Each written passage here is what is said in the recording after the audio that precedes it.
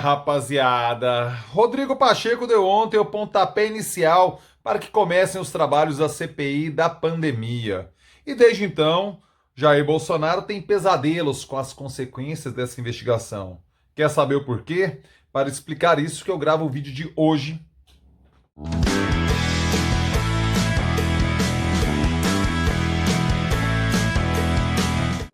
Fala aí, rapaziada! Tudo beleza? Bora gravar o vídeo de hoje, quarta-feira, dia 14 de abril de 2021. E eu começo aquele pedido clássico e tradicional. Por favor, meu filho, por favor, minha filha. Se você ainda não fez, se está pintando pela primeira vez aqui no canal, inscreva-se aqui no canal. Inscreva-se aqui no canal, porque você ganha sim, você ganha vídeo novo todo dia. Mas é todo dia mesmo, Pablo? Sim, meu filho, sim, minha filha. Diariamente estou aqui no YouTube trazendo os vídeos com os assuntos que eu sei que você curte. Quais são eles? Listo com todo prazer. Cultura, democracia, política, cidadania, história e tudo mais que se passa em minha cabeça simplesmente doentia. Não vacile, inscreva-se agora aqui no canal porque eu tenho o prazer de ganhar a sua nobre companhia e você ganha os vídeos que diariamente eu compartilho por aqui. 7 vídeos por semana é meu combinado com você, beleza? Venho conseguindo cumprir com louvor essa meta de 7 vídeos por semana. E aproveite e já clique aí no sininho, notificações da fita, porque como é muito vídeo, é vídeo novo todo dia, assim que eu postar, o YouTube já te avisa e você já assiste. Maravilha? Conto com a sua presença, o canal está crescendo, estou felizaço com a participação e com a presença de todos vocês por aqui. Muitíssimo obrigado de coração mesmo pela confiança depositada em meu trabalho. É uma alegria e uma honra. Maravilha? Vamos lá. Ontem, Rodrigo Pacheco leu o ato de criação da CPI da pandemia e aquilo que alguns estão querendo vender como uma suposta vitória de Jair Bolsonaro, na verdade, é uma derrota acachapante em que ele não está escondendo o seu mau humor, nem mesmo dos seus seguidores, daquele séquito que frequenta ali o cercadinho, né, do Palácio da Alvorada e tudo mais, porque na verdade o potencial de regaço, de problemas que essa CPI pode trazer para Jair Bolsonaro são gigantes. Matéria do jornal Estado de São Paulo coloca o seguinte, que ontem o Jair Bolsonaro se recusou a sorrir ao tirar uma fotografia com a apoiadora na entrada do Palácio da Alvorada. Abre aspas. O dia que eu passei, você ainda quer que eu sorria? Jair Bolsonaro perguntou isso à mulher ali na entrada. Na verdade, o dia para Jair Bolsonaro foi muito ruim. Por quê? Porque com a CPI da pandemia, pode-se vir à tona, aumentar a visibilidade, dar mais mídia para aquilo que Jair Bolsonaro sabe. Ele sabe o que fez no verão passado. Ele sabe de todos os equívocos que ele cometeu ao longo desse mais de ano e das mais de 360 mil mortes que estamos, infelizmente, vivenciando, acumulando no Brasil. E esse número não para de crescer dia após dia. É nesse contexto que Jair Bolsonaro ele tem medo, sim, das consequências da CPI. Veja você, ainda tenta se colocar que os governadores e prefeitos serão investigados. Não é exatamente isso. Deixe-me esclarecer a situação para você. Ontem eu falei, né, no vídeo de ontem, sobre a impossibilidade que o artigo 146 do Regimento Interno do Senado coloca sobre investigar outros entes. Por quê? Porque a gente sabe que a competência do Senado se diz ao Executivo Federal. Mas, como houve repasse de verba do Executivo Federal para governos de estado e municípios, essa transferência, a destinação desse dinheiro, sim, pode ser investigada. Porque cria-se um vínculo, um nexo, com um ato oriundo do governo federal. Compreenderam? O destino dessa grana que veio de Brasília para os municípios e estados, isso sim pode ser investigado. Naturalmente, isso pode gerar consequências para governadores e prefeitos. Sim, pode. Mas não nos esqueçamos que o objeto da investigação é a ação do governo federal no combate à pandemia, com foco em particular na situação de Manaus, na situação do estado de Amazonas. Esse é o objeto definido pela CPI. E o governo federal sabe, insisto, Jair Bolsonaro sabe o que fez no verão passado.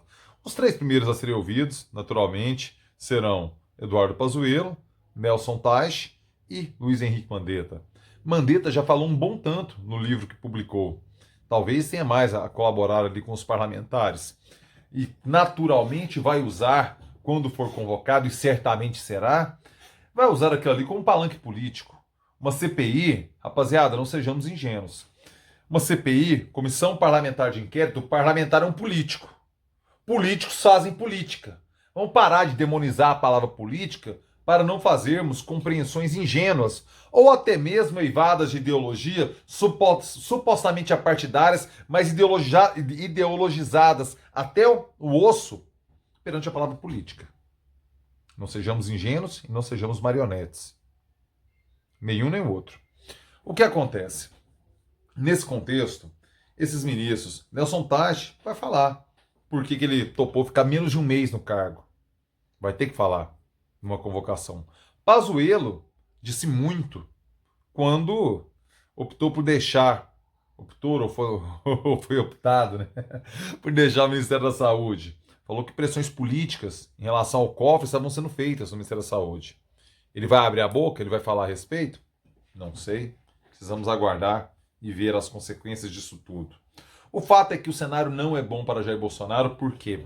Porque vai se investigar de forma, vai se gerar documento, vai se criar provas sobre a política dele de estimular as aglomerações em eventos, em cerimônias, nas férias, em praias, no final de semana, na periferia, em Brasília. Tudo isso será investigado.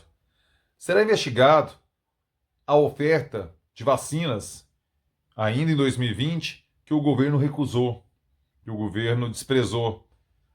Vai ser investigado a aposta e o uso dos laboratórios do Exército de dinheiro público para drogas inúteis no combate à doença.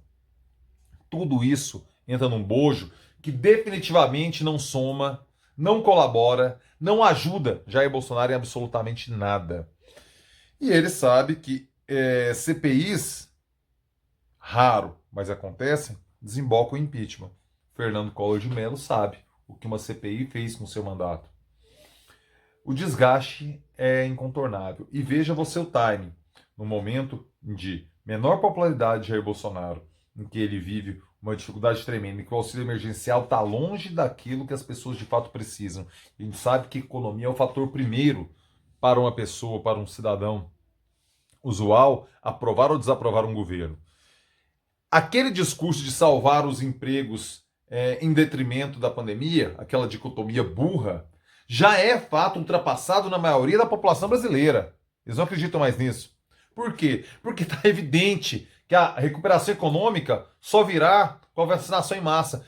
Quando resolvermos a questão sanitária, é que a recuperação econômica vem. Não dá conflito entre esses dois polos, como quis vender o governo de Jair Bolsonaro por muito tempo. Tudo isso virá à tona. Ontem foi muito engraçado, inclusive, né? Senadores bolsonaristas fazendo a defesa do distanciamento social, do lockdown, para postergar a investigação para o momento pós-pandêmico. Interessante, né? Isolamento para eles, a população que se lasque, né? Interessante. Observar essa leitura, observar como os discursos eles são adaptados de acordo à circunstância política. E você vê que aquele papo da antipolítica era somente isso, um papo dos mais furados. Bolsonaro sabe o que fez no ano passado.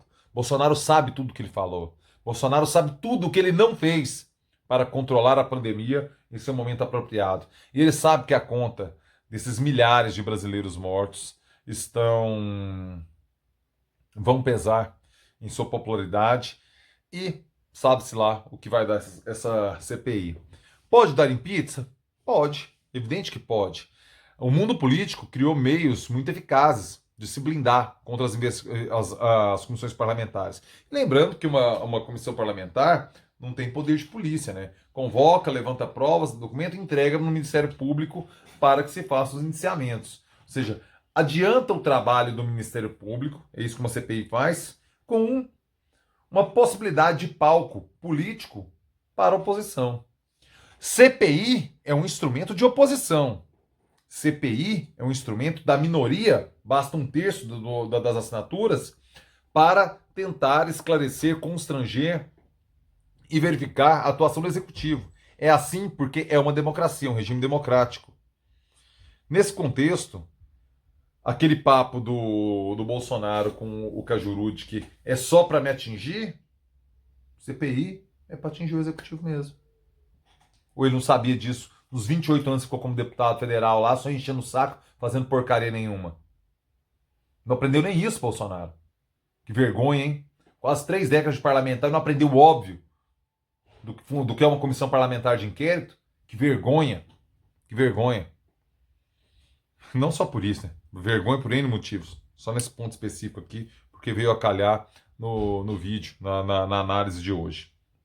O que acontece é que Bolsonaro fica muito fragilizado e a seleção dos membros, esse é um ponto interessante da gente observar. São 11 senadores, né, que compõem 11 senadores titulares e 7 suplentes. São 18 senadores, sendo 11 titulares. Pegou uns senadores ali que já têm uma experiência de trabalho, de vários mandatos, de que já foram governadores e tudo mais. E o potencial de estrago é muito. Potencial de regaço, eu gosto sempre de usar essa expressão, né?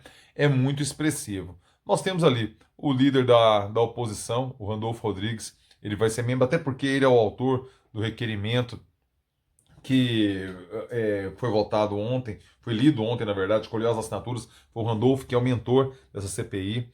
Estão também Humberto Costa, do Partido dos Trabalhadores, que não acredito que vá facilitar nada para Jair Bolsonaro. Tasso Gereissati, do PSDB do Ceará, da ala tucana de oposição a Bolsonaro. Renan Calheiros, que está bastante decepcionado e tem um perfil oposicionista perante Bolsonaro por conta da perseguição com a gestão do seu filho, governador do estado de Alagoas, o Renan Filho.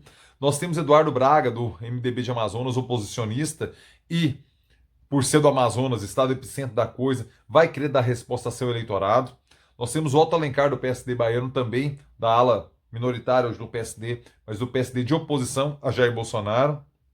E do lado governista, né, nós temos o Ciro Nogueira, do PP do Piauí, que é antes de tudo centrão do que bolsonarista, sempre é bom lembrar isso. Eduardo Girão, do Podemos do Ceará, esse sim um bolsonarista. Marcos Rogério, do DEM, de Rondônia, também um bolsonarista. E Osmar Ariz, do Podemos do Amazonas, também bolsonarista, mas observando que ele é do Amazonas, que vai ter que dar resposta ao seu eleitorado, que sofreu muito, muito machucado, com tudo que aconteceu em Manaus e Amazonas. A situação de Jair Bolsonaro está muito delicada nessa CPI. Pelos próximos 90 ou 180 dias, vamos aguardar, vamos ver o que vai acontecer em relação a isso. Mas o fato é, Bolsonaro está de mau humor, tremeu nas bases, porque ele sabe o que fez verão passado.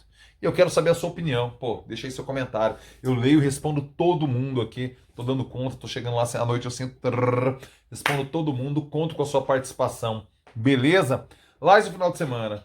Sexta-feira ainda não sabemos o que vai rolar, está em aberto aí, tudo tal, mas é a Tira as Crianças da Sala. Eu e o André Rodrigues receber aí, tivemos um convite, não tive resposta, tal, não sei o que. É isso. Sabadão, clássico e tradicional, Morga, Coça e Pulse, no canal do Henrique Morgantini. Entra lá, se inscreva e assista. Maravilha? Rapaziada, uma excelente quarta-feira para você e é nóis!